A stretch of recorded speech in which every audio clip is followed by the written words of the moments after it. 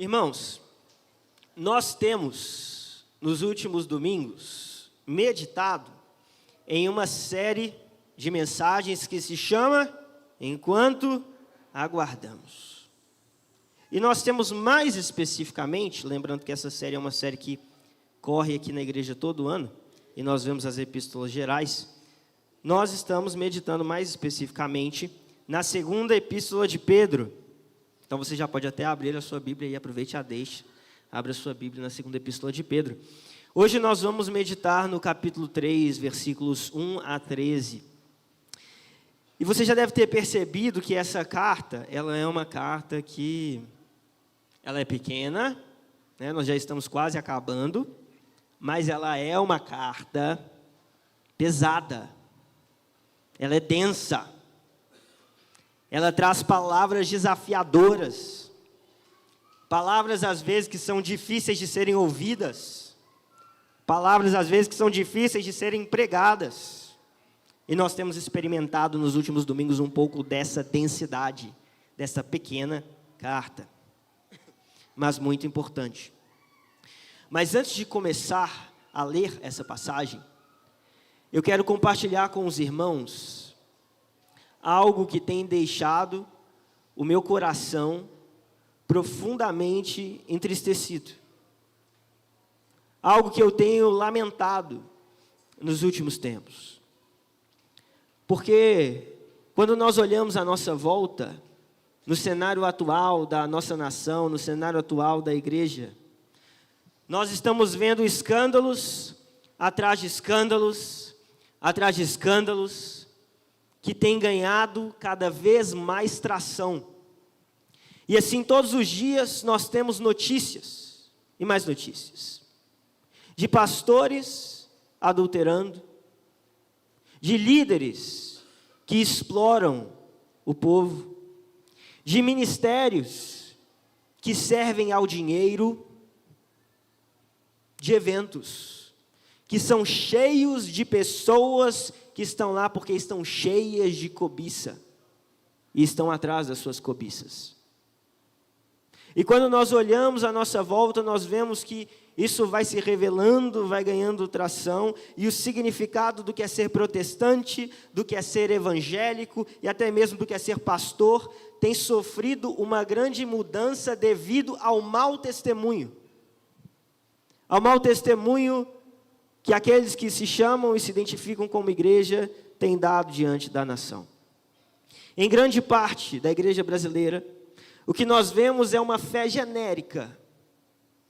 Uma fé genérica que se apega a sentimentalismos, que se apega a ideologias políticas, a influência, a poder, a fama, a dinheiro, a influência de popularidade, mas não se apega ao Evangelho de Cristo. Isso é razão para chorarmos, razão para lamentarmos. O Brasil possui hoje um império gospel, onde a cobiça, a inveja, a sede de poder se camuflam em fantasias religiosas, em canções vazias, em espetáculos de entretenimento para manipular um povo débil, um povo fraco, um povo que não nasceu de novo, mas é envolvido por esses discursos, por essa fama, por esse poder. E você não se engane pensando que nós, os reformados, não estamos sujeitos a tudo isso. Não pense que eu estou aqui falando para vocês apenas de igrejas neopentecostais, como se diante de nós e do nosso coração, nós também não encontrássemos a tentação de criar para nós redutos de poder, onde a nossa agenda é governada pela vaidade. Hoje, existe muita pompa, muito like, muitos views, muita curtida, muita influência, muitos nomes fortes que não são o nome de Cristo. E isso é um problema. E diante de tudo isso, Essa segunda epístola de Pedro, ela vem para nos tirar deste transe hipnótico do cristianismo moderno que vivemos. Vem nos desafiar para que nós possamos recuperar o norte da nossa fé. A segunda epístola de Pedro, ela é confrontadora diante dessa realidade que nós vivemos hoje. A igreja a quem Pedro escreve é uma igreja que está sendo tentada a esquecer. E nós vimos isso já nos primeiros capítulos e continuaremos a ver hoje. Eles estão sendo tentados a esquecer que Jesus voltaria. Eles estão sendo tentados a esquecer que Jesus não só voltaria, mas com ele traria juízo sobre as nações. E é por isso que Pedro se esforça para que eles se lembrem do que creem e para que assim eles vivam aquilo que creem. E é disso também que eu e você hoje precisamos ser lembrados. E é por isso que nós vamos ler agora este capítulo dessa epístola, 2 Pedro 3, 1 a 13. Escute essas palavras, lembrando-se já de antemão, que não são as palavras que eu escrevi, não são palavras humanas porque foram inspiradas, são palavras que Deus endereça ao nosso coração e que Deus endereça à sua igreja. Então ouça essas palavras com ouvidos atentos e não deixe que o seu coração se distraia e se perca em meio a um texto tão importante para as nossas vidas. Assim diz a palavra do Senhor. Amados, esta é agora a segunda carta que escrevo a vocês. Em ambas procuro com lembranças despertar a mente esclarecida de vocês, para que se lembrem das palavras que anteriormente foram ditas pelos santos profetas, e também se lembrem do mandamento do Senhor e Salvador, que os apóstolos de vocês lhes ensinaram. Antes de tudo, saibam que nos últimos dias virão escarnecedores com as suas zombarias, andando segundo as próprias paixões e dizendo: onde está a promessa da sua vinda? Porque desde que os pais morreram, todas as coisas permanecem como desde o princípio da criação. Acontece que de propósito esquecem que os céus existem desde muito tempo e que a terra surgiu da água e através da água pela palavra de Deus. Com base nesta palavra, também o mundo daquele tempo foi destruído, afogado em água. Pela mesma palavra, os céus e a terra que agora existem têm sido guardados para o fogo, estando reservados para o dia do juízo e da destruição dos ímpios. Mas há uma coisa, amados, que vocês não devem esquecer: que para o Senhor, um dia é como 1000 anos, e 1000 anos são como um dia. O Senhor não retarda a sua promessa, ainda que alguns a julguem demorada. Pelo contrário, Ele é paciente com vocês, não querendo que ninguém pereça, mas que todos cheguem ao arrependimento. Porém, o dia do Senhor virá como um ladrão. Naquele dia os céus passarão com grandes estrondos, elementos se desfarão pelo fogo, também a terra e as obras que nela existem desaparecerão. Uma vez que tudo será assim desfeito, vocês devem ser pessoas que vivem de maneira santa e piedosa, esperando e apressando a vinda do dia de Deus. Por causa desse dia, os céus incendiados serão desfeitos e os elementos se derreterão pelo calor. Nós, porém, segundo a promessa de Deus, esperamos novos céus e nova terra, nos quais habita a justiça. Vamos orar? Senhor, nós nos apresentamos agora diante da Tua palavra, com o coração a ser quebrantado pelo Teu Espírito. Nós clamamos a Ti, Pai, que o Senhor fale conosco nessa manhã, que os nossos ouvidos possam ser abertos, que o nosso coração possa ser transformado diante da Tua verdade. Nós estamos aqui como pessoas que necessitam da Tua misericórdia, como pessoas que necessitam da Tua graça. Nós nos encontramos aqui porque cremos em Ti, porque amamos ao Senhor, porque precisamos do Senhor. Eu quero pedir ao Senhor, Pai, que use a minha vida com graça para ministrar de maneira fiel aquilo que o Senhor tem para a Tua igreja. Não deixe que a palavra seja roubada do nosso coração, mas que nós possamos, na nossa reunião e no entendimento da Tua palavra, agradar o Teu coração. Em nome de Jesus Cristo, oramos. Amém.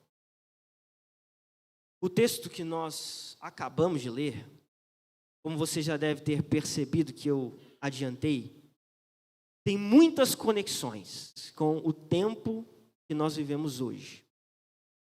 E como é esse tempo que vivemos hoje? Um tempo em que as pessoas se esquecem da palavra de Deus. Um tempo que as pessoas vivem governadas por suas paixões. E lembre-se que essa carta é escrita por Pedro a um povo que, assim como nós, vive após a ascensão de Cristo e na expectativa da sua vinda. E nós já falamos um pouco sobre isso alguns domingos atrás. E nós percebemos como somos identificados com este povo nesse aspecto. Esse tempo, no entanto, é um tempo de tensão, como nós vemos aqui. Falsos mestres se levantam na igreja. E assim como a serpente, eles começam a questionar a palavra de Deus. Eles começam a questionar a promessa de Deus. E dois dos elementos principais do questionamento destes falsos mestres nessa epístola é a vinda de Cristo.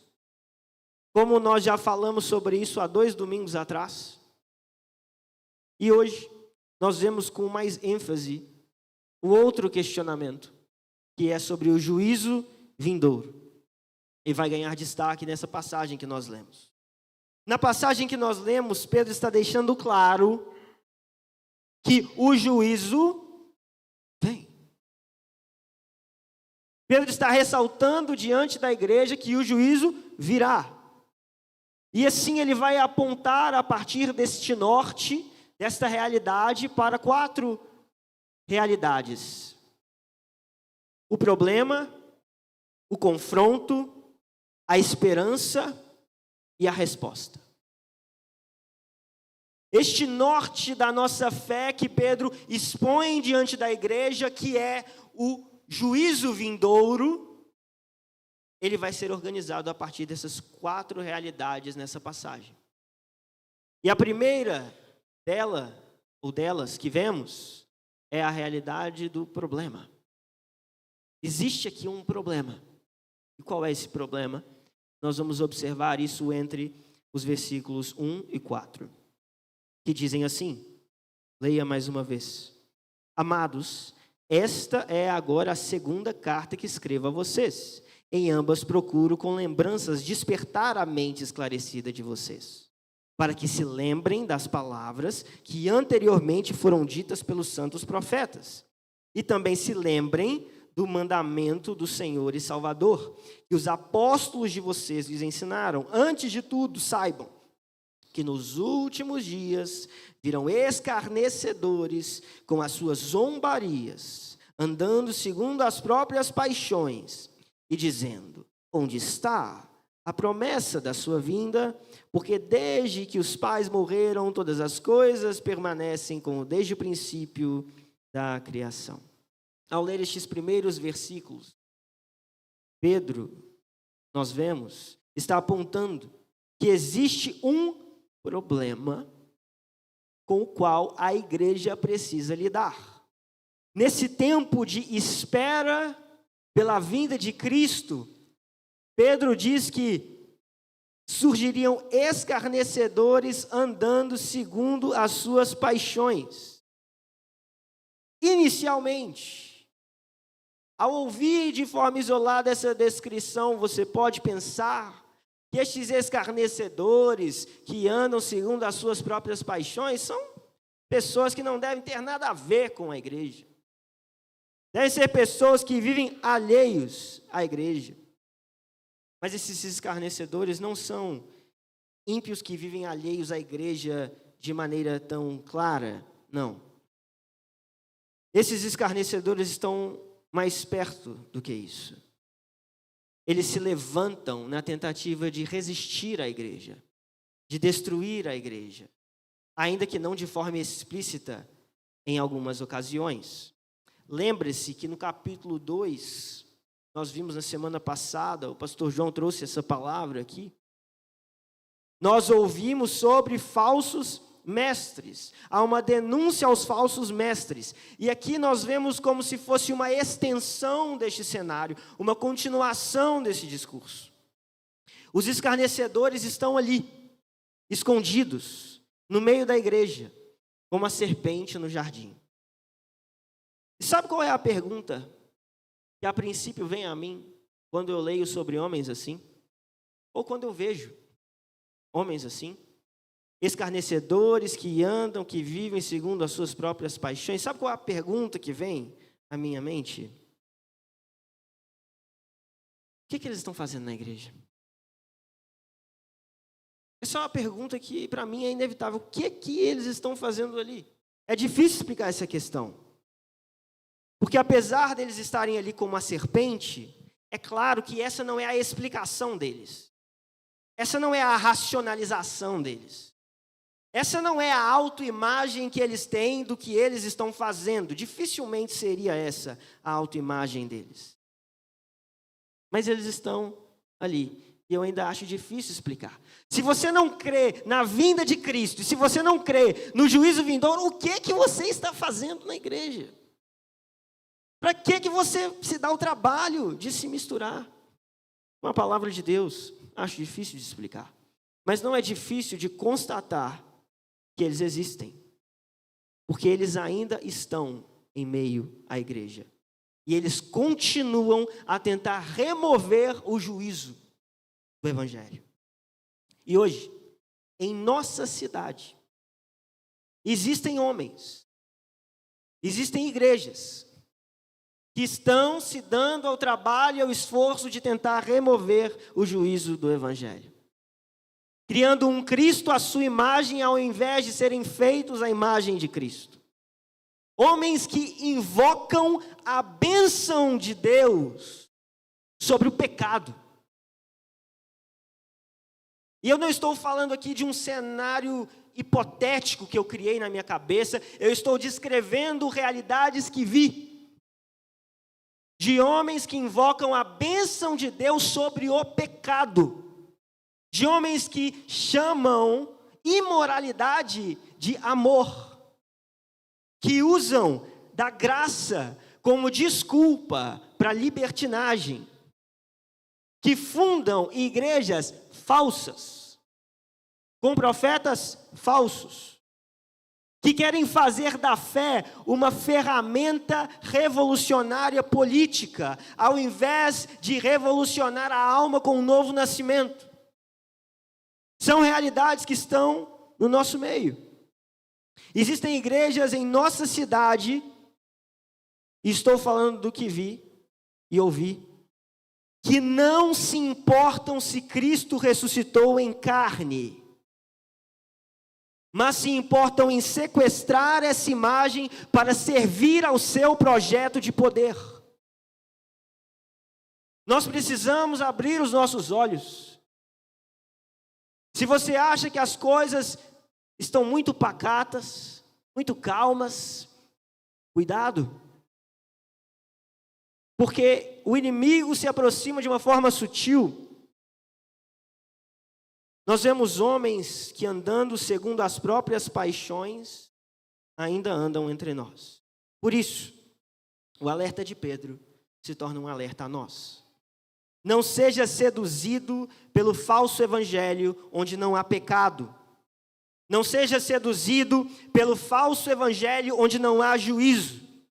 E assim perceba que Pedro na sua carta e nessa passagem, está nos falando de dois caminhos que são desenhados.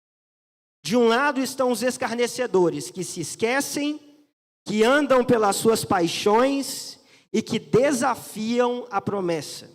Do outro lado estão aqueles a quem ele chama de irmãos. Eles se lembram, eles andam pelo mandamento e eles esperam a promessa. Se os escarnecedores se esquecem, os irmãos se lembram. Veja o que Pedro diz: procuro com lembranças despertar a mente esclarecida de vocês, para que vocês se lembrem das palavras que anteriormente foram ditas pelos santos profetas, e também se lembrem do mandamento do Senhor e Salvador que os apóstolos de vocês lhes ensinaram. Pedro escreve para que a lembrança das palavras dos profetas e dos mandamentos do Senhor nos despertem. E é na lembrança dessas palavras que a igreja pode resistir ao falso evangelho. É na lembrança dessas palavras que a igreja pode resistir aos escarnecedores. As palavras dos profetas aqui é uma referência às profecias do Antigo Testamento, que apontam, por exemplo, para o dia de Deus, o dia do juízo, o grande dia do Senhor. E enquanto os escarnecedores se esquecem, os filhos de Deus se lembram, para que eles não sejam enganados. Mas Pedro não está falando só do que esperar. Pedro, nessa carta, também está nos falando de como viver. E por isso, enquanto o escarnecedor anda segundo as suas próprias paixões, aqueles que são chamados por Pedro de irmãos andam segundo o mandamento do Senhor. É isso que nos direciona. Nós somos despertos pela lembrança dos mandamentos do Senhor e Salvador, que nos ensina como viver. Mandamento é algo que não apenas se conhece, mandamento é algo que se obedece, que nos diz como viver. E diante disso, permanece o contraste, onde os escarnecedores desafiam a promessa, se esquecendo do que Deus fez. Nós, por outro lado, esperamos a promessa, nos lembrando do que Deus fez. E assim, ironicamente, a própria presença dos escarnecedores se torna um sinal do juízo vindouro de Deus, da verdade que ele virá e da verdade que ele os julgará. E por isso, existe aqui nesse texto um segundo ponto, uma segunda realidade que é desvelada diante dos nossos olhos, que é a realidade do confronto. Versículos 5 a 7 dizem: acontece que de propósito esquecem que os céus existem desde muito tempo, e que a terra surgiu da água e através da água pela palavra de Deus. Com base nesta palavra, também o mundo daquele tempo foi destruído, afogado em água. Pela mesma palavra, os céus e a terra que agora existem têm sido guardados para o fogo, estando reservados para o dia do juízo e da destruição dos ímpios. Os homens que são chamados por Pedro aqui de escarnecedores são agora confrontados com a verdade que o apóstolo está falando. Esses homens ímpios, eles alegavam que qualquer esperança na vinda de Cristo, que qualquer esperança nesse juízo vindouro seria uma esperança infundada. E o seu argumento para isso era a sua experiência. Você pode ver pela forma como Pedro está retratando este argumento, que parte do embasamento desses homens para alegar o que diziam é a sua experiência. Eles defendiam que Deus não iria intervir dessa maneira na criação, que as coisas sempre foram como estavam, e assim sempre seriam. E aqui, o teólogo Jim Green diz algo muito interessante quando ele comenta essa epístola. E eu leio as palavras deste teólogo para você. quando ele fala assim: as dúvidas sobre a promessa da vinda de Cristo e o julgamento futuro são emolduradas pela razão e pela experiência, mas sua verdadeira fonte é o caráter básico dos hereges. A negação doutrinária garante o seu comportamento, mas seu caráter e praxis dão origem ao seu ceticismo. Heteropraxia gera heterodoxia. Sei que talvez você tenha se confundido nessas palavras complicadas. Por isso eu te digo, o que o Jim Green quis dizer? O que ele está falando para nós quando ele fala isso? O que ele está dizendo é que a motivação dos opositores de Pedro aqui não é um entendimento teológico, mas eles questionam a vinda de Cristo, eles questionam o juízo de Cristo, porque eles querem viver de acordo com as suas paixões. A sua afirmação teológica vem da sua prática e funciona como desculpa para que o seu pecado seja mantido, preservado, para que eles possam pecar com a consciência limpa, ou melhor dizendo, cauterizada pelas suas afirmações teológicas. E para que isso aconteça, eles precisam primeiro se convencer que Cristo não vem para o julgar. E apesar de nós falarmos aqui às vezes disso como se fossem duas coisas diferentes, da vinda de Cristo e do juízo de Cristo, existe uma unidade na leitura desse contexto. Porque Cristo vem e a sua vinda é uma vinda que aponta e traz e consuma esse juízo. Então, apesar de podermos olhar sobre dois aspectos, esses aspectos estão relacionados em uma unidade.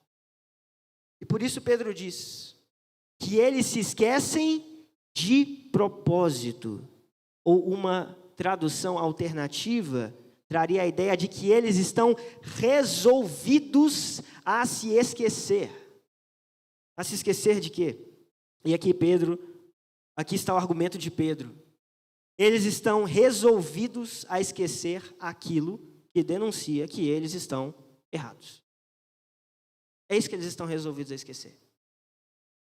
Eles querem esquecer aquilo que aponta que eles estão errados. Ou seja, eles estão resolvidos a se esquecer que há muito tempo a palavra de Deus na criação ordenou em Gênesis 3:6. E por que eu estou lendo este texto aqui agora? Porque Pedro está argumentando a partir da verdade que nós vemos nesse texto. O que diz lá?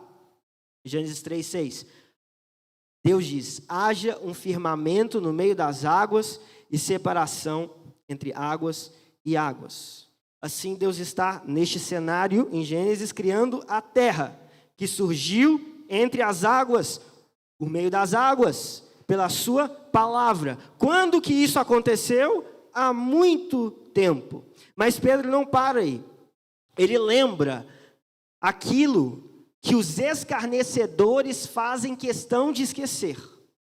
Que pela mesma palavra que há muito tempo Deus criou por meio da água e através da água, Deus posteriormente destruiu a terra criada em meio às águas. As águas do dilúvio, em um ato de juízo. Em outras palavras, Pedro está dizendo, diante daqueles escarnecedores, diante das mentiras daqueles homens, diante da tentativa que eles têm de resistir à igreja, Pedro está dizendo que o tempo não apaga o poder da palavra. É isso que você precisa entender, é isso que eu preciso entender quando nós estamos vivendo as circunstâncias que estamos vivendo.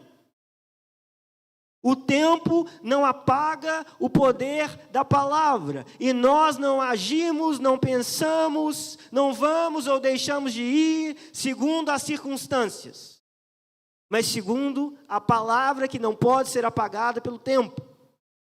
Assim como os profetas apontaram pela mesma palavra que criou a terra e a destruiu em juízo, o presente mundo também será destruído.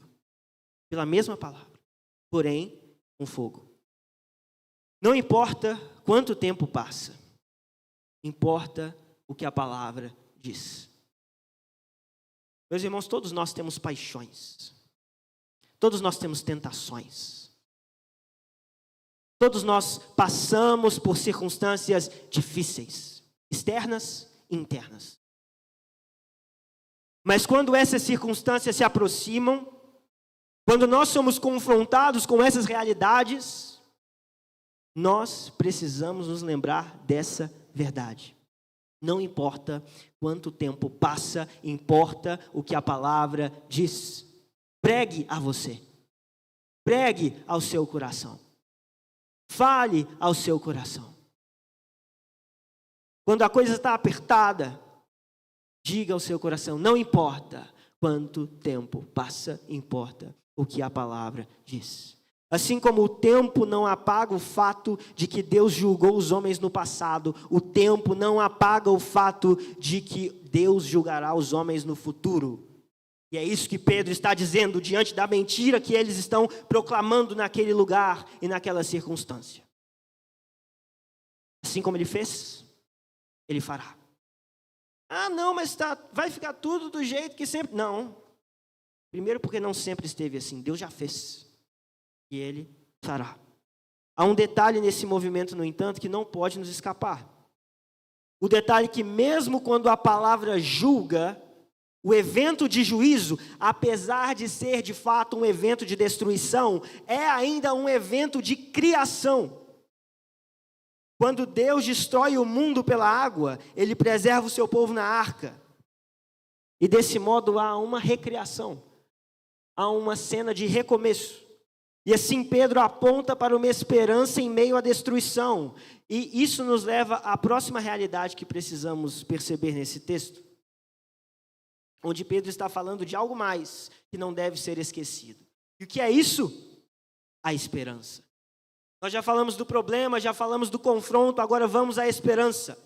Versículos 8 a 10. Mas há uma coisa, amados, que vocês não devem esquecer. Que para o Senhor um dia é como 1000 anos, e 1000 anos são como um dia. O Senhor não retarda a sua promessa, ainda que alguns a julguem demorada. Pelo contrário, Ele é paciente com vocês, não querendo que ninguém pereça, mas que todos cheguem ao arrependimento. Porém, o dia do Senhor virá como um ladrão. Naquele dia os céus passarão com grande estrondo, e os elementos se desfarão pelo fogo. Também a terra e as obras que nela existem desaparecerão. Você, provavelmente, em algum momento da sua vida, talvez não tão distante, já marcou um encontro com alguém. Foi para esse lugar, chegou antes. E quando deu a hora, essa pessoa não apareceu. E aí o que você faz? Você vai tentar contato com essa pessoa. Você não conseguiu contato com essa pessoa, o que você faz? Você espera.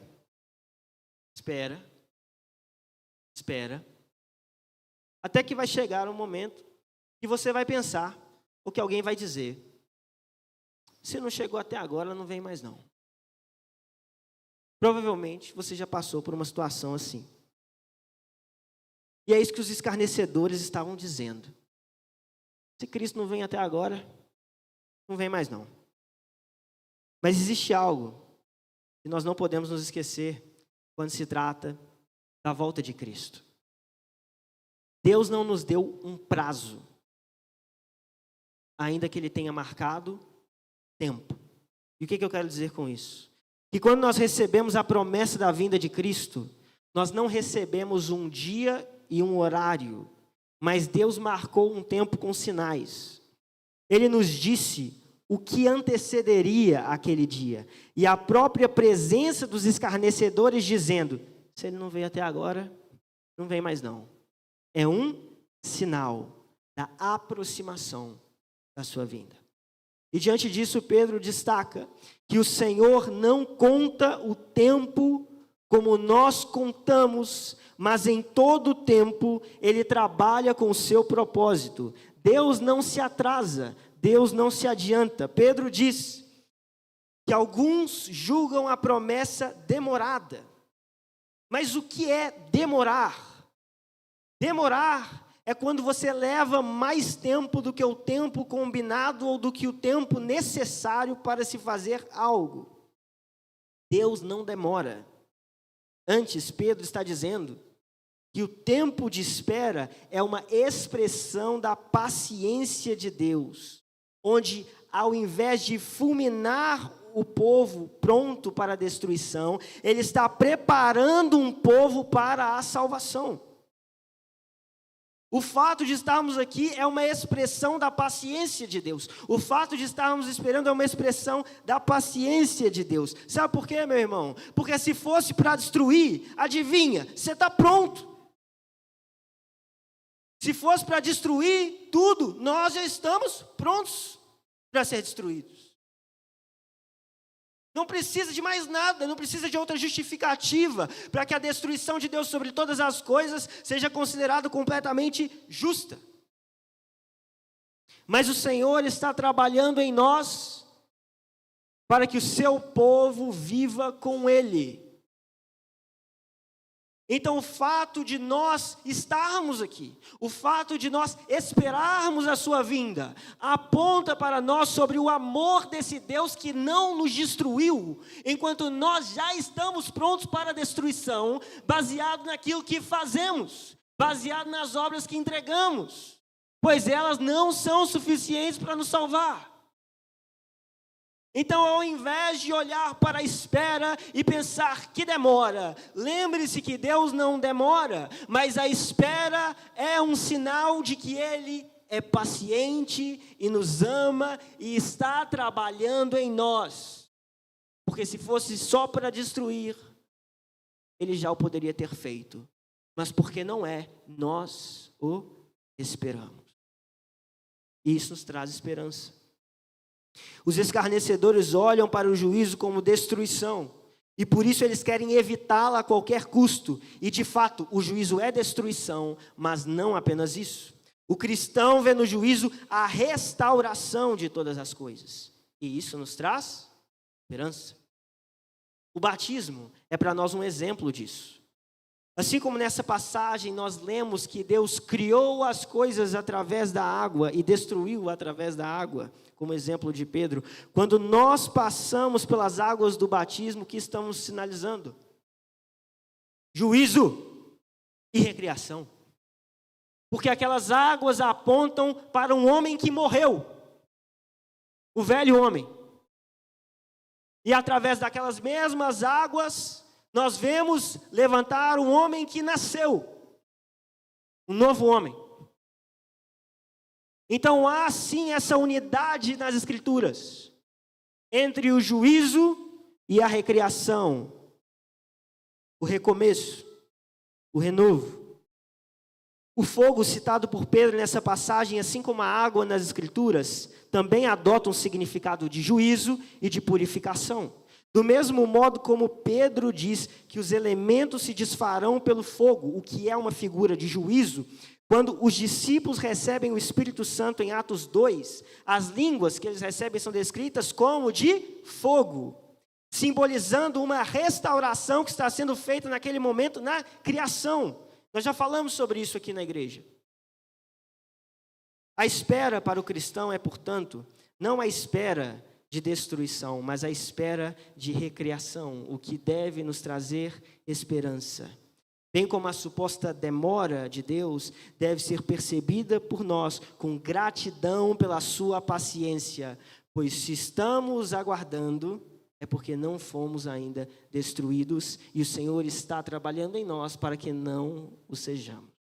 O mundo é mau, o sofrimento é real, as dores são sentidas, mas eu quero te dizer nessa manhã que em meio às crises no casamento, em meio ao diagnóstico de doenças, em meio a dificuldades econômicas, em meio aos corações que são partidos, enquanto esses dias parecem tão longos, enquanto esses dias parecem se arrastarem, nós devemos olhar para as circunstâncias dessa vida com a eternidade em perspectiva. Nós não podemos ser governados por esse mundo passageiro.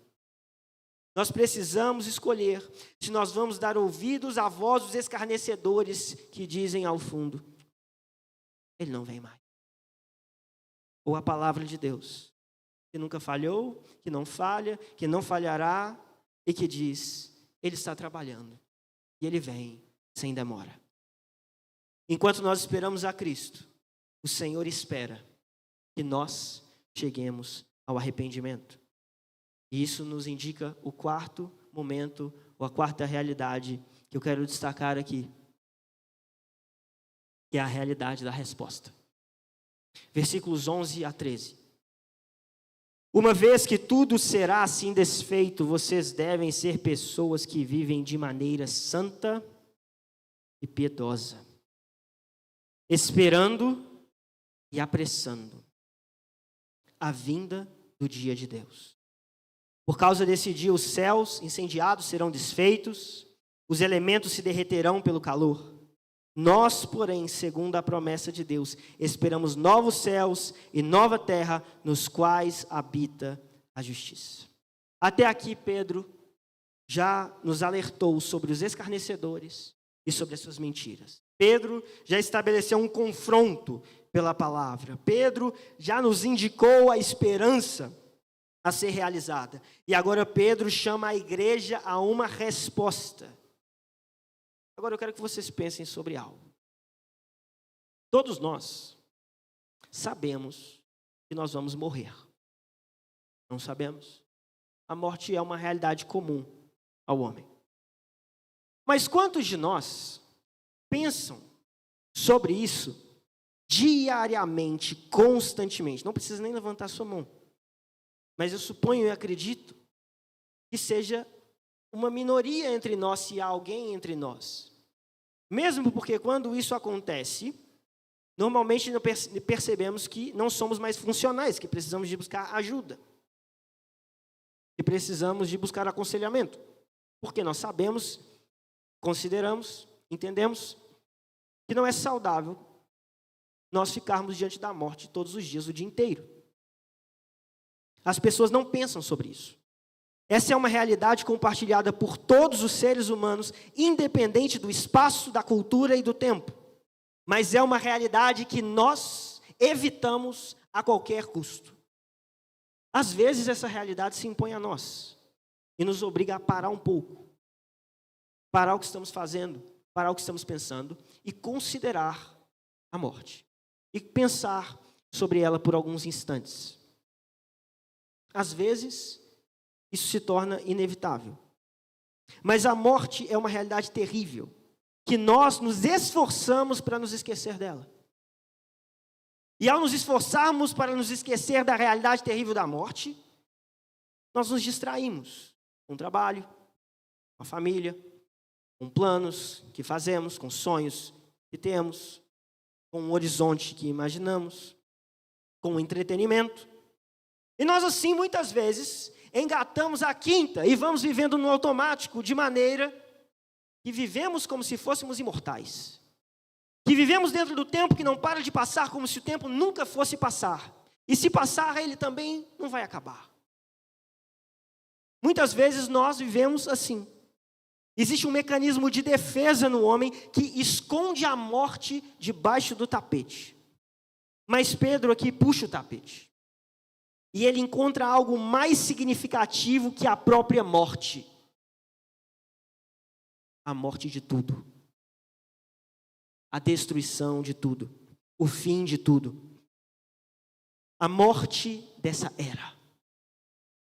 Ele diz: Uma vez que tudo será assim desfeito, vocês devem ser pessoas que vivem de maneira santa e piedosa. Pedro nos chama a atenção para o fato de que o mundo como nós conhecemos passará, de que esse mundo não é eterno da forma como está, de que esses planos, sonhos e distrações que usamos não são permanentes, não perdurarão para sempre. Pedro chama atenção para isso, e um versículo antes do que eu li, por último, no versículo 10, ele já havia dito: também a terra e as obras que nela existem desaparecerão. E uma tradução mais precisa desse versículo, alternativa a esse versículo, no entanto, é: também a terra e as obras que nela existem serão expostas, serão reveladas, serão descobertas. O apóstolo está dizendo que o mundo como nós conhecemos terminará. E nesse dia, tudo o que foi feito será revelado, será descoberto. Considerando isso, nós devemos viver de maneira santa e piedosa. Ao invés de esconder o nosso fim, a nossa morte, o fim de tudo e todas as coisas, debaixo do tapete, e de viver entregues às nossas paixões, como se elas não tivessem custo algum, nós precisamos viver com a consciência de que todas as coisas serão provadas pelo fogo, de que todas as coisas serão descobertas e reveladas. Mas cuidado em como você interpreta isso que eu estou dizendo. Porque ainda que isso tudo seja verdade, no entanto, nós não devemos estender isso, ou estender o nosso entendimento sobre isso, sob a ótica de uma ameaça. Nós não entendemos essa verdade que eu acabei de dizer sob a ótica de uma ameaça, como se a vida santa e piedosa só valesse a pena porque um dia o tapete será puxado e revelará tudo o que estava escondido. Não.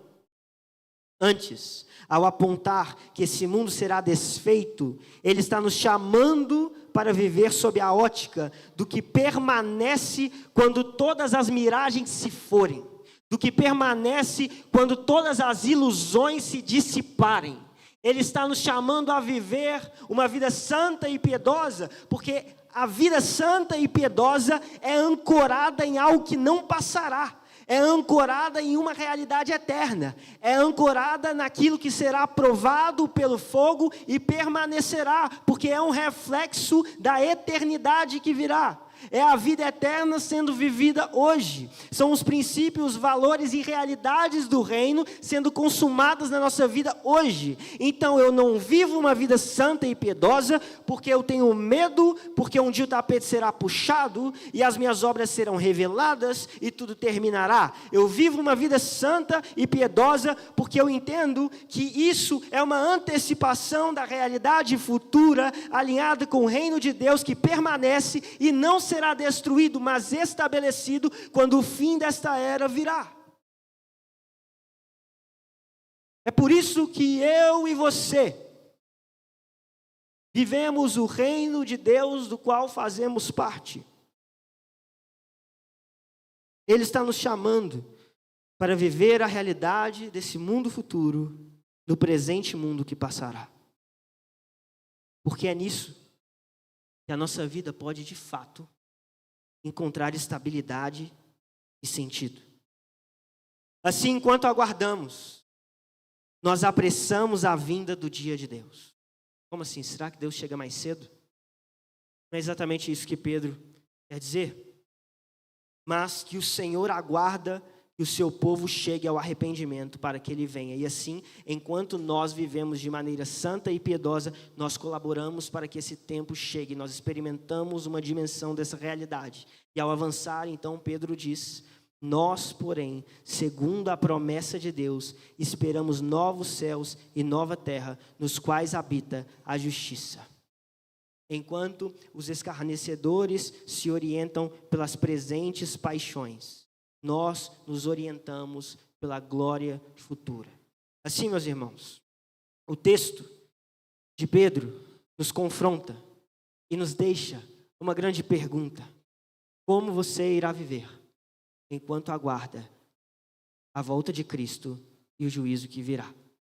Você irá viver de acordo com as circunstâncias políticas, econômicas, emocionais e os discursos dessa terra, ou com a lembrança do que Deus disse que faria e fará. Você irá viver de acordo com as paixões e desejos do seu coração ou de acordo com o mandamento do Senhor. Você irá olhar para a promessa como quem a desafia de maneira incrédula ou como quem a espera de maneira firme. A sua resposta a essas perguntas vão refletir em como você trata a sua carreira, os seus bens, o seu cônjuge, os seus filhos, a vida e, sobretudo, Deus e a sua palavra. Por isso, esse é um momento para que você, que não crê e não rendeu a sua vida a Cristo ainda, seja confrontado com essas verdades, pois não importa as circunstâncias, ou o tempo, ou a percepção de demora, a palavra do Senhor se cumprirá. E Ele nos chama ao arrependimento.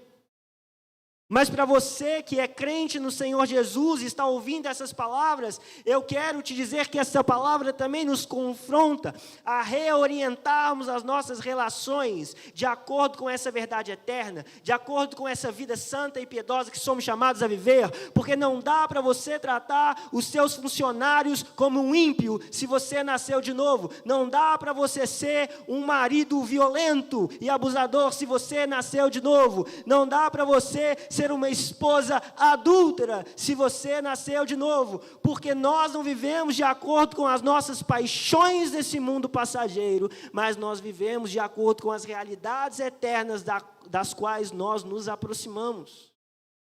Esse texto nos chama ao arrependimento. Quando as circunstâncias, as paixões e a espera tentarem te tornar como os escarnecedores, lembre-se da palavra e do Senhor. Olhe para a frente com esperança no Cristo que voltará e viva como quem espera a sua vinda no seu trabalho, na sua família, na sua igreja, em todo lugar e a qualquer momento. Vamos orar.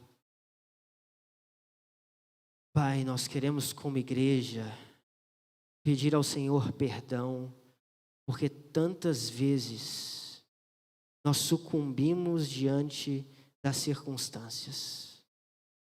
Agimos não conforme a orientação da Tua palavra.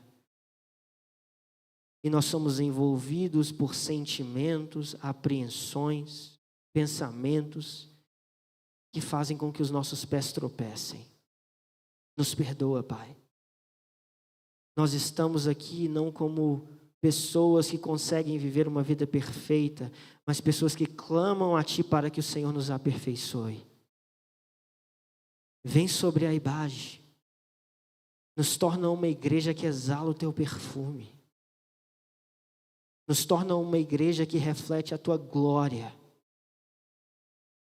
e cobre os nossos nomes para que eles não sejam vistos, mas exalta o Teu no nosso meio. Pai, nós pedimos e clamamos ao Senhor que quando nós sairmos daqui e formos viver a nossa vida como maridos, como filhos, como esposas, como funcionários, como chefes, como empreendedores, em todos esses papéis e funções temporárias, que o Teu Espírito nos capacite a vivê-los com os princípios eternos. Para que na Tua palavra, para que na Tua verdade, nós possamos ancorar o nosso sentido, a nossa estabilidade, a nossa existência. E que assim, Deus, nós não venhamos a ser levados pelo vento e pelas ondas, mas possamos nos agarrar no Senhor, sabendo que isso não passará, que isso não será destruído, que isso passará pelo fogo e chegará do outro lado. Nós clamamos ao Senhor, Pai, que o Senhor traga arrependimento aos nossos corações, que o Senhor endireite os nossos passos, e que o Senhor nos ajude a sermos fiéis em um mundo cheio de escarnecedores, porque nós sabemos que o tempo dos escarnecedores e desse mundo, o tempo está contado. E o Teu juízo virá. E nós ansiamos por esse dia, porque enxergamos nesse dia a esperança de que tudo será feito novo. Assim nós entregamos a Ti o nosso coração nessa manhã e pedimos ao Senhor que nos fortaleça para essa caminhada. Em nome de Jesus Cristo nós oramos. Amém. Meu irmão, diante dessa palavra eu quero só te dizer que você se envolva com o reino de Deus. Você vive esse reino. Nós não estamos aqui falando de discursos, filosofias de vida, não.